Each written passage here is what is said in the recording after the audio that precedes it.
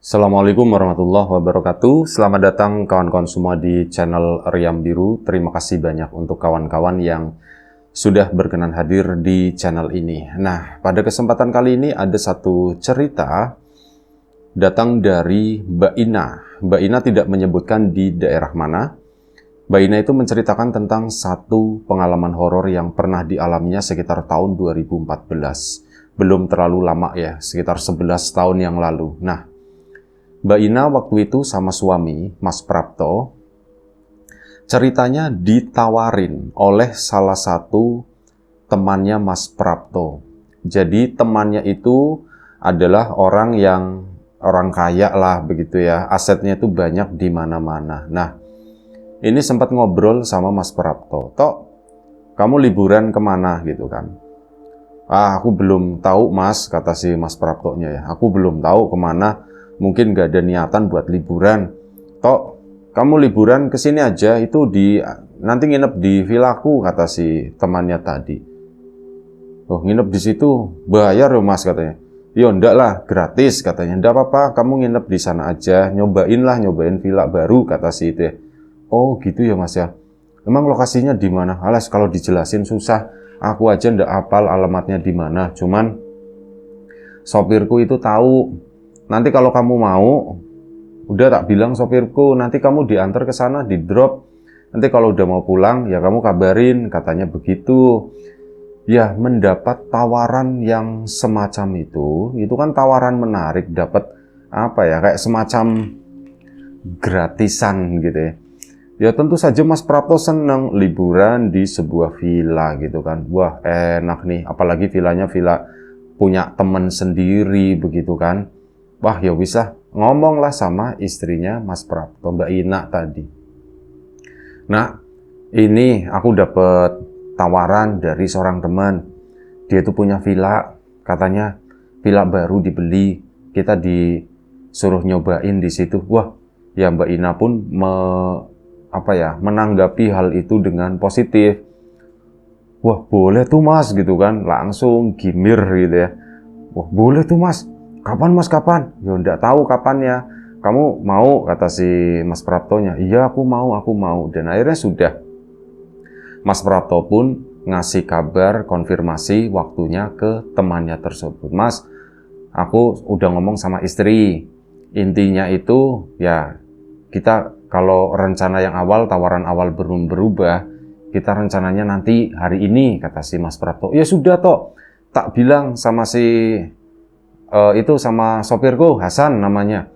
Ya wis, nah akhirnya apa? Udah janjian kan, ngomong si Mas Hasan. Dan dikasih kontaknya Mas Hasan juga, Mas Prapto waktu itu ngobrol-ngobrol, dijemput dan sebagainya. Itu bener-bener full service ya, dijemput dari rumah, dianterin ke tempat tujuan, nanti dijemput lagi, intinya seperti itu. Dan ya singkat cerita, Mas Hasan, sopir itu pun datang ke rumah.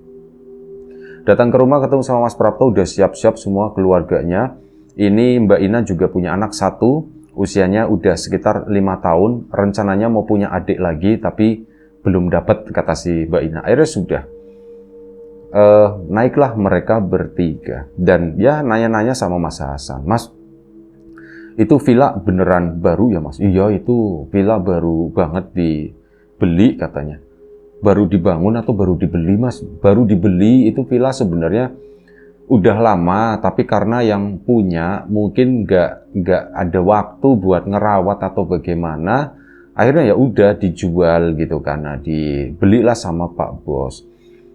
"Berarti itu udah direnov atau gimana Mas?" "Ya itu udah direnov Mas, udah bagus, pokoknya udah bersih, udah bagus, udah nggak kayak sebelumnya," kata si Mas Hasan. "Emang sebelumnya kayak gimana Mas?" "Ya sebelumnya begitulah, namanya villa nggak dirawat. Tapi ada yang jagain Mas." "Ada yang jagain, cuman kurang perawatan, kayak catnya sendiri itu udah pada ngeletek atau apa kayak gitu ya. Rumput-rumput itu di bagian depannya itu juga udah mulai tinggi. Akhirnya udah dibersihin semuanya, sekarang sudah terang Mas," kata si itu tadi, kata Mas Hasan. Nah dari situ ya wis lah gitu ya, nggak ada pikiran yang negatif, nggak ada pikiran yang gimana-gimana. Nah Mas Prapto itu nanya, "Mas, Villanya sendiri itu ada yang jaga nggak Mas? Ada orangnya, kata si Mas Hasan. Udah tenang aja, ya wis lah. Singkat cerita, perjalanan itu pun menarik gitu ya. Ngobrol-ngobrol, bercanda-canda dan sebagainya. Dan sebelum kita lebih jauh ke dalam cerita, mohon izin mau promo bawang gorengnya Wiji terlebih dahulu seperti biasanya. Bawang goreng yang muter-muter di samping saya ini adalah bawang goreng dengan mereknya Wiji yang kita produksi sendiri. Bawang goreng renyah, murni, premium, tanpa campuran apapun. Rasa lah nggak usah ditanya gitu ya. Untuk kawan-kawan yang kemarin sudah sempat memesan, terima kasih banyak atas pesanannya. Untuk kawan-kawan yang belum memesan, belum sempat, ya ditunggu pesanannya. Gampangnya itu begitu. Itu aja untuk bawang gorengnya. Sama satu hal lagi, terima kasih untuk kawan-kawan yang sudah mampir di channel Lapak Horor. Terima kasih banyak. Untuk kawan-kawan yang belum mampir, nanti cek aja di deskripsi video, di situ ada linknya. Nah, kita lanjut lagi cerita dari Mbak Ina ini. Jalankan mereka, villanya itu, oh ya Mbak Ina nggak nyebutin di daerah mana gitu ya. Dan villanya juga nggak tahu di daerah mana. Intinya perjalanan waktu itu kurang lebih sekitar 1 jam lebih lah. Jalan ke sana, mereka itu berangkat siang hari dan sampai di tempat itu sore, sekitar jam 4. Mendekati villa tersebut, ini di daerah ketinggian berarti. Kalau di Jawa Tengah ya mungkin di daerah tengah-tengah disitulah. Bukan di pantai selatan, bukan di pantai utara juga, di daerah tengah-tengah. Nah ini si Mbak Ina perasaan udah ndak enak. Kok tempatnya yang lewatinya jalurnya itu jalur sepi. Ya memang jalur aspal halus begitu ya. Cuman jalur sepi ya kayak menuju ke daerah tempat wisata di ketinggian. Itu kan memang rumahnya itu jarang-jarang.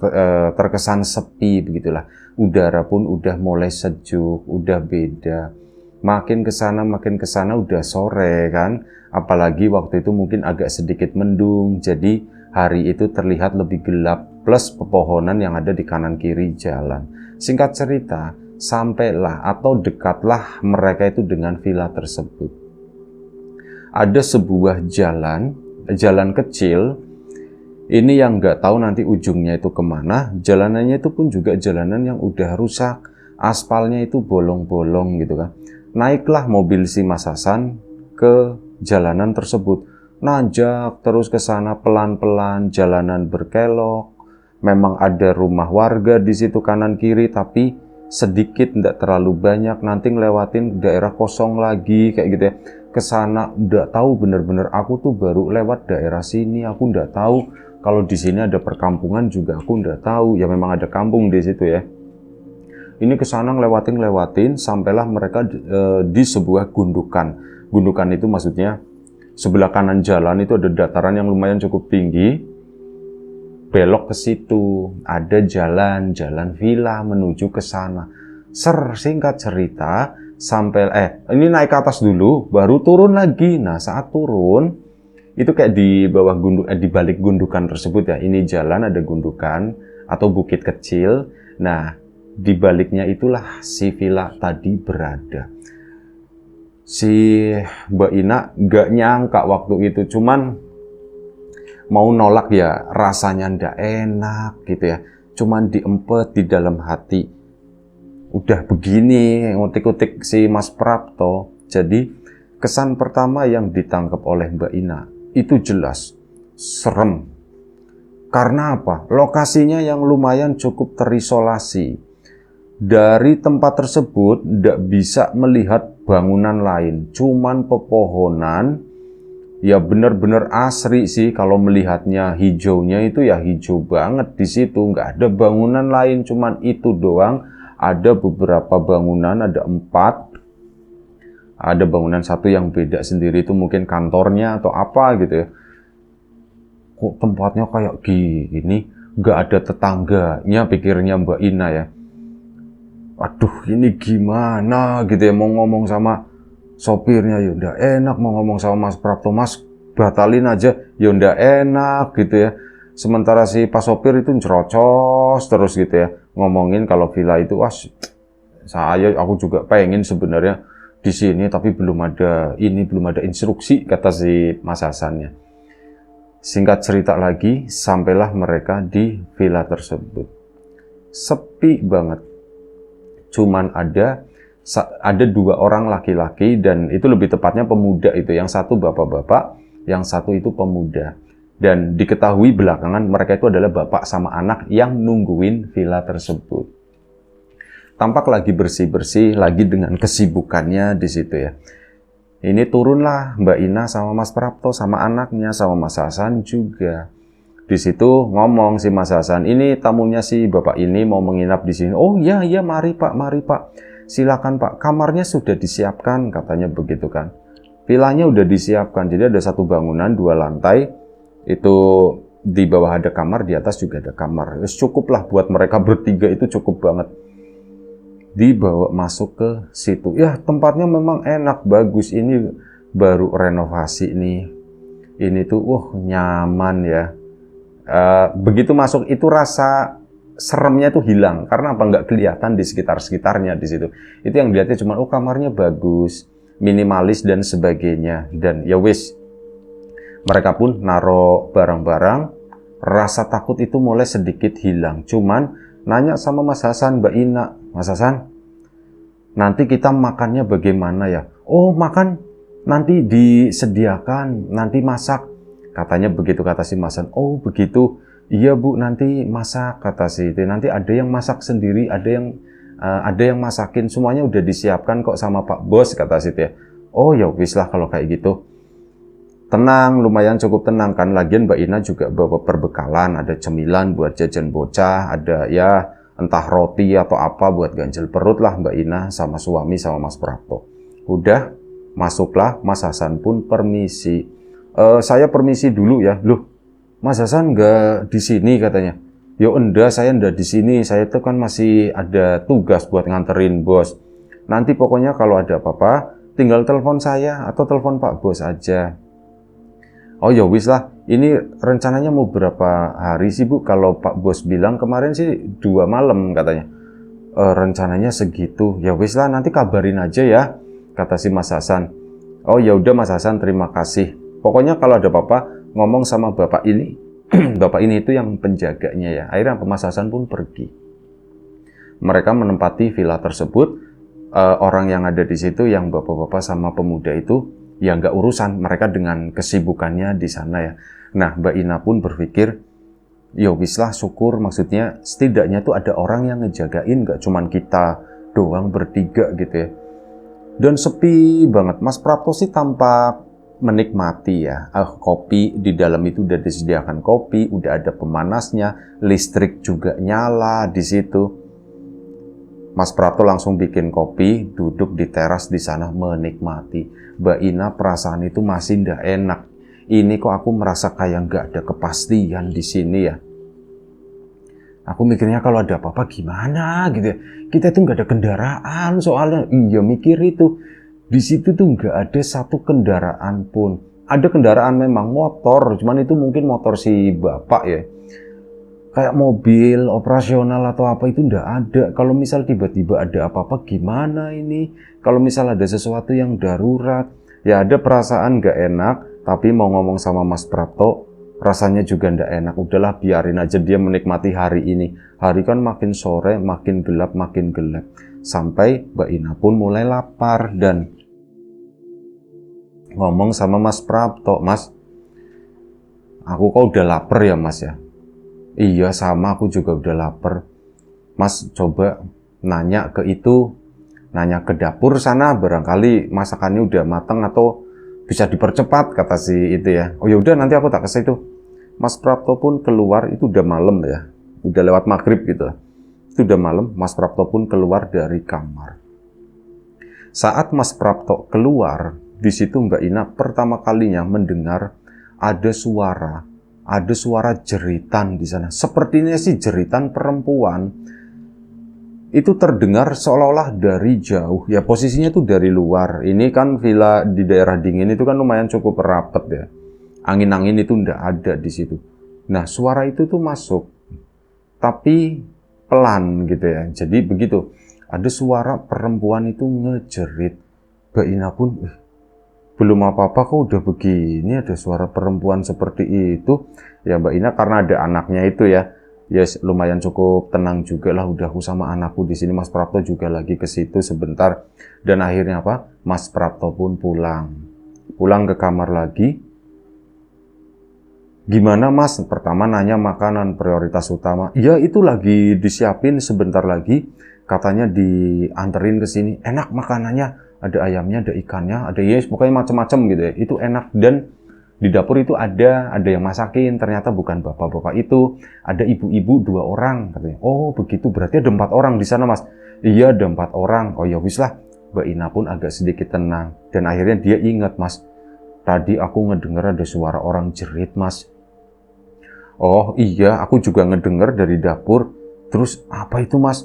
Ya aku nggak tahu, cuman tadi nanya sama yang ada di dapur itu, katanya sih itu biasa Mas, itu dari sana, cuma nunjuk begitu doang dari sana, dan hampir setiap malam itu kedengeran Mas.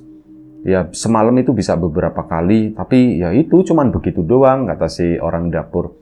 Oh ya sudah, Mas Prapto pun tenang, baliklah ke kamar. Di situ ditungguin sekitar 10 menit. Makanan itu pun diantar, gede banyak gitu ya, brek ditaruh di situ. Wah, makanannya banyak banget Bu. Iya, ndak apa-apa katanya begitu. Memang ya segini nanti kalau ndak habis, ya ndak apa-apa kata si ibu-ibu yang masakin itu ya. Dan akhirnya kan udah disuguhin, si ibu-ibu itu balik, Mas Prapto dan keluarga itu makan.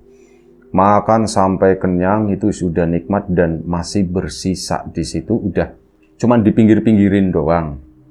Dan setelah itu udah mereka itu menikmati malam itu. Ya, Mbak Ina sendiri itu nggak menikmati ya. Soalnya apa yang aku nikmatin di sini? Aku berada di dalam kamar, mau keluar ya serem. Di depan villa ada lampu, cuman begitu aku ngelihat ke sana, kan itu udah hutan semua, bukit-bukit semua, itu kayak lokasinya itu di lembah gitu ya. Kanan kirinya itu ya itu pohon-pohon pinus itu. Wah serem ah kata si Mbak Ina. Mas, kamu emang udah ngerasa serem Mas ini? Lah serem-serem apa kata si Mas Prapto. Yang namanya villa ya begini, di pegunungan ya begini asri. Kita nyarinya yang tenang-tenang kata Mas Prapto itu seperti itu. Oh ya wis lah, suamiku nggak takut. Akhirnya apa? Mas aku tidur dulu ya Mas ya, jam 8. Nanti dulu kata Mas Prapto. Emang mau ngapain Mas? Mas Praptonya ketawa-ketawa begitu kan. Udah, ini singkat cerita. Anaknya Mbak Ina pun udah tertidur. Dan Mas Prapto juga ya masih melek waktu itu. Si Mbak Ina juga diganggu-gangguin lah biar nggak tidur ya. Sampai akhirnya pada batas waktu tertentu, keinginannya Mas Prapto sudah terkabul dan sebagainya. Mbak Ina kan ngantuk. Mas Prapto itu keluar, mau duduk di teras di situ. Mbak Ina, Mas, kamu udah takut Mas, nggak dingin atau apa? Ya dingin kan pakai jaket. Enggak lah, takut enggak, ada orang kata si Mas Prapto. Oh ya wes. Akhirnya apa? Mas Prapto pun duduk di depan sana. Mbak Ina udah tertidur, udah capek kan. Nah Mas Prapto iseng-iseng mungkin ya, malam sendirian, gak ada teman ngobrol, tuh ndak enak. Oh mungkin si bapak itu bisa tak ajakin ngobrol kali. Akhirnya apa? Kesanalah menuju ke samping. Itu yang ada dapur dan sebagainya di situ. Begitu sampai sana, gak ada satu orang pun di situ. Loh, kok ndak ada satu orang pun gitu? Mas, Pak, dipanggil-panggil kan, Bu. Permisi, permisi, kata Mas Prapto. Nggak ada satu orang pun. Loh, kok nggak ada? Motornya juga nggak ada. Tadi itu ada beberapa, mungkin motor ibu-ibu itu ya sama si bapak. Asem, nggak dijagain, berarti nggak ada siapapun, kata Mas Prapto. Aku itu cuman bertiga loh di sini gitu. Mas Prapto pun langsung balik lagi ke sana, ya takut kan. Rasanya itu langsung beda. Sebelumnya dikira ada orang, itu tenang. Ini tahu nggak ada orang, itu tuh berubah. Mas Prapto itu langsung masuk ke dalam kamar sana, tidurlah. Mbak Ina ternyata belum pules-pules banget. Mbak Ina pun bangun, nggak nyapa, nggak apa. Mas Prapto itu ngajakin ngobrol. Nah, tahu nggak? Orang-orang itu yang di dapur pada pulang nak gitu kan. Hah? Pertama Mbak Ina biasa doang, tapi setelah dicerna gitu beberapa detik, berarti kita sendirian Mas di sini. Iya kita sendirian katanya begitu kan. Ya gimana sih Mas, tempat segede ini di tengah hutan, kita ditinggal sendirian begini, ini gimana sih Mas gitu kan. Ya mau gimana lagi, ya udah Mas pintu dikunci kata si Mbak Ina. Dikunci lah pintu tersebut. Mereka pun bersiap-siap. Nah, setelah tahu itu, di sana sendirian Mbak Ina itu nggak bisa tidur. Suara jeritan itu dari dalam hutan, ini nggak berhenti. Hampir setiap menit gitu ya, bukan setiap menit, beberapa menit sekali, itu ada suara jeritan. Dan itu tuh kayak bersaut-sautan. Satu dari sebelah sana, nanti beda lagi dari sebelah sana. Itu kayak gitu suaranya. Mas serem banget Mas kalau malam kayak gini Mas. Iya kata Mas Prapto, Mas kamu jangan tidur dulu, nunggu aku tidur. Akhirnya Mbak Ina pun sampai mungkin sekitar jam 10 jam 11 malam gitu ya, itu akhirnya tertidur. Ya udah tidur lumayan cukup pulas. Malam itu karena saking dinginnya Mbak Ina terbangun, Mas Prapto itu udah tidur tampaknya. Mbak Ina terbangun, dia itu ngelihat di arah yang mau ke toilet sana, ada seorang perempuan itu lagi berdiri di situ. Ada perempuan di sana gitu. Itu siapa Mas Prapto, mana jauh lagi di situ ya. Udahlah aku pura-pura tidur lagi, aku ngelongok begini. Dia berdiri dan berjalan mendekat ke arahnya, ngelewatin mereka begitu. Mbak Ina diem aja, melek tapi diem aja di situ nunggu si perempuan itu lewat ke situ. Dan akhirnya menuju ke arah pintu depan. Kok nggak balik lagi? Aku nggak balik lagi. Mbak Ina pun nengok ke sana. Si perempuan itu dan aduh Mas Prapto dibangun. Mas bangun. Kenapa? Aku ngelihat Mas, aku ngelihat. Kamu ngelihat apaan? Aku ngelihat ada perempuan Mas masuk ke sini gitu kan. Perempuannya siapa? Ya udah tahu. Setan Mas, ada setan, ada kuntilanak masuk sini kata situ. Sudah tenang. Nah akhirnya malam itu Mbak Ina tidak bisa menikmati istirahatnya. Ya mau tidur itu rasanya itu takut. Keesokan paginya orang-orang dapur itu datang. Ya ini sampai pagi, benar-benar pagi gitu. Udah mulai cukup terang sekitar jam 6. Mas Prapto baru berani keluar. Anaknya sih alhamdulillah dari semalam tidurnya itu pules karena ya ditutupin selimut gitu ya, beberapa tumpuk akhirnya jadi anget. Pagi keluar ke sana, orang-orang dapur itu baru datang sekitar jam 6 pagi ke situ kan, bawa sayuran, bawa apa. Ya Mas Prapto langsung nyamperin, "Pak, Mas," gitu kan. "Nun sewu, sampean tadi malam pulang ya?" "Iya Mas, saya pulang, kami pulang. Yes, memang tugas saya udah selesai, cuma sampai nyiapin makan malam." "Ya enggak begitu Pak," gitu kan. "Mas, berarti ini semalam kami ditinggal sendirian di sini." "Iya Mas, soalnya yang jaga lagi nggak ada gitu kan. Jadi memang dulu ada yang jaga tapi udah keluar gitu kan. Jadi nggak ada yang jagain. Kalau kami itu tugasnya cuma bersih-bersih, urusan dapur, bantu-bantu dan sebagainya, belanja begini. Nanti ada yang masak lagi itu sebentar lagi sampai," katanya begitu.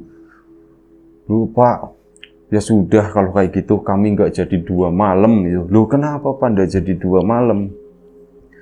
"Ya orang kayak gitu semalam aja kami ditinggal bertiga doang, nggak ada kendaraan, nggak ada apa, mana sinyal HP, sinyalnya pun begini Pak, nggak nyampe ke sini.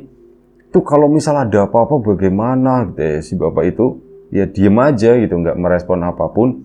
"Ya sudah Pak, itu aja deh," kata si itu ya. Nah ini sinyal nggak ada, sinyal handphone, dan akhirnya dimasakin kan seperti biasa. Sarapan udah selesai, Mas Prapto pun minta tolong si orang tadi nyari yang ada sinyal.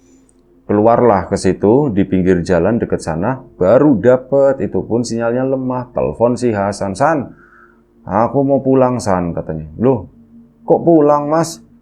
"Ya orang aku malam sendirian begini-begini." "Ya jangan loh Mas, 2 hari loh Mas," kata si Mas Hasan ya. "Lah 2 hari gimana San? Enggak, aku mau pulang sekarang." "Loh tapi Pak Bos itu mintanya 2 hari," kata situ kan. "Nanti gimana? Saya tuh nanti melanggar perintah," katanya. "Ya udah San, penting jemput sini aku." "Aduh maaf Mas, Kalau hari ini aku udah bisa, intinya Hasan itu ngeles gitu ya. Itu nggak bisa jemput, kayak seolah-olah maunya itu kami itu menginap 2 malam di situ. Mas Prapto pun ya nggak kehabisan ide gitu kan akhirnya, Pak, nyari kendaraan Pak katanya. Loh kendaraan apa? Ya seadanya katanya begitu kan, nyari mobil, saya tuh mau rental. Itu dicariin ada tetangga di situ, orang, ya akhirnya dirental lah mobil tersebut, dibawa ke villa sana, diangkut keluarganya si Mas Prapto, Mbak Ina dan anaknya keluar meninggalkan villa tersebut siang itu juga. Siang sekitar jam 12 ya, tengah hari itu udah check out dari sana dan kesel banget Mas Prapto, Mbak Ina juga kesel. Kenapa ya si itu kesannya tuh menginginkan aku menginap di sini tuh selama 2 malam. Kira-kira ada apa ya? Kira-kira ada apa ya? Nah, ini si driver itu, yang orang situ itu cerita, Mas, villa sampean nginep di villa situ gimana ceritanya katanya. Ya, enggak gimana ceritanya, ditawarin intinya begitu kan. Saya kenal sama yang punya, Mas. Hati-hati di villa itu katanya. Loh, emang kenapa? Ah, ceritanya kelam di situ katanya. Loh, kelam gimana, Mas? Saya sih cuma dengar-dengar, saya sih nggak melihat langsung gitu ya. Cuman dulu, ini setahu saya sama yang punya dulu gitu ya. Saya nggak tahu pemilik sekarang itu siapa, cuman yang punya dulu itu begitu Mas. Di sana itu sering dilakukan buat kumpulan, buat ritual-ritual yang aneh lah Mas lah, yang nggak jelas gitu ya. Kami warga kampung sini sempat melihat gitu ke sana ngecek dan ya memang mereka tuh kalau malam-malam tak pikir lagi bikin api unggun atau apa, tapi mereka tuh kayak melakukan semacam tarian-tarian atau apa, kayak ada drama-dramanya begitu Mas. Tak perhatiin loh, ini tuh kayak bukan biasa, itu kata warga gitu ya. Oh seperti itu ya, iya Mas, jadi ya untunglah gitu ya, sampai mending pergi aja dari situ, takutnya kenapa-kenapa. Nah akhirnya apa, Mas Prapto pun negor si bos. Bos, kenapa bos? Villanya begitu banget bos, nggak ada orang di sana. Ya sorry tok, kata si bos itu begitu ya. Sorry tok, maaf tok. Bos kenapa harus 2 malam gitu? Enggak tok, nggak ada 2 malam, peraturan 2 malam. Enggak, kata Hasan itu begitu. Enggak kok, Hasan aja itu yang salah paham kali ya. Ya harusnya kamu mau pulang ya pulang aja, kata si itu. Dan intinya di sana Mas Prapto pun udah nggak terlalu percaya dengan orang tersebut. Seolah-olah menangkap kayak ada sesuatu hal atau niat yang buruk yang mungkin mau dilakuin sama si teman bosnya itu. Dan Hasan itu ya cuman orang suruhan. Bapak-bapak mereka yang bekerja di sana itu juga ya mereka hanya bekerja. Mungkin mereka nggak terlalu banyak dan Mas Prapto memang nggak berminat untuk nyari tahu lebih masalah tempat tersebut. Ini bukan masalah tempatnya, ini masalah yang punya, pikirnya Mas Prapto. Untunglah keluargaku itu selamat, cuman tinggal di sana itu hanya 1 malam gitu ya, dan kita memutuskan untuk pulang. Ya informasi dari istriku juga, pengalamannya juga udah bisa diabaikan. Ya ternyata memang itu bukan tempat biasa lah, itu adalah tempat yang tidak layak untuk ditinggali di situ. Dan alhamdulillah Mas Prapto dan keluarga semangat, sekarang lebih hati-hati lagi menerima tawaran apapun itu. Baik, itu aja satu cerita dari Mbak Ina. Terima kasih banyak. Kawan-kawan di rumah juga terima kasih banyak atas support dan dukungannya apapun itu. Kawan-kawan subscriber, kawan-kawan membership, kawan-kawan yang udah kasih support dalam bentuk super thanks ke Riam Biru, terima kasih banyak. Kawan-kawan yang udah ngasih like, udah nge-share ke yang lainnya, kawan-kawan yang udah ninggalin komentar juga terima kasih banyak. Kawan-kawan yang sudah memesan bawang gorengnya biji tentu saja terima kasih banyak. Kawan-kawan yang belum memesan ditunggu pesanannya. Doa terbaik dari kami, yang sudah mampir di channel Lapak Horor juga terima kasih ya. Doa terbaik dari kami untuk kawan-kawan, semoga selalu diberi kemudahan dalam hal apapun, termasuk kemudahan dalam hal rezeki, yang sakit segera diberi kesembuhan, yang sehat tetap dijaga kesehatannya. Sampai jumpa di episode selanjutnya Riam Biru, jaga kesehatan kawan-kawan semuanya. Assalamualaikum warahmatullahi wabarakatuh.